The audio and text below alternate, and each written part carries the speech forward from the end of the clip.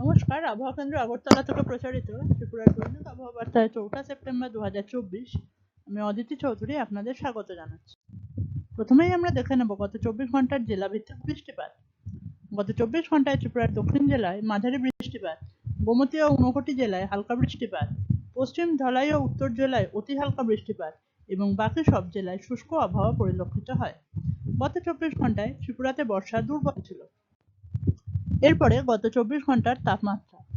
উপলব্ধ তথ্য অনুসারে গতকালের সর্বোচ্চ তাপমাত্রা ত্রিপুরার পশ্চিম ধলাই, খোয়াই ও ঊনকোটি জেলায় স্বাভাবিকের কাছাকাছি ও বাকি সব জেলায় স্বাভাবিকের চেয়ে বেশি ছিল।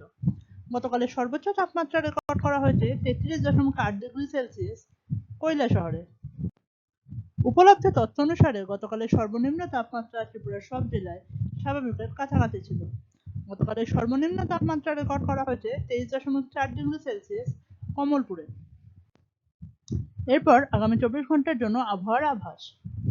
আগামী 24 ঘন্টায় ত্রিপুরার সব জেলার অনেক জায়গায় বৃষ্টিপাতের সম্ভাবনা রয়েছে।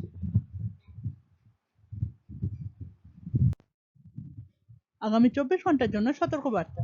ত্রিপুরার সব জেলায় বজ্রবিদ্যুতের সম্ভাবনা রয়েছে এবং এর সাথে ঊনকোটি, উত্তর, ধলাই, খোয়াই ও পশ্চিম জেলার দু একটি জায়গায় ভারী বৃষ্টিপাতের সম্ভাবনা রয়েছে। আগামী 24 ঘন্টায় সর্বোচ্চ তাপমাত্রা থাকার সম্ভাবনা রয়েছে 32 থেকে 35 ডিগ্রি সেলসিয়াসের মধ্যে, যা স্বাভাবিক বা তার থেকে বেশি, এবং সর্বনিম্ন তাপমাত্রা থাকার সম্ভাবনা রয়েছে 24 থেকে 27 ডিগ্রি সেলসিয়াসের মধ্যে, যা স্বাভাবিক বা তার থেকে বেশি। পরবর্তী দৈনিক আবহাওয়া বার্তা প্রচারিত হবে আগামীকাল অর্থাৎ 5 সেপ্টেম্বর 2024। ধন্যবাদ।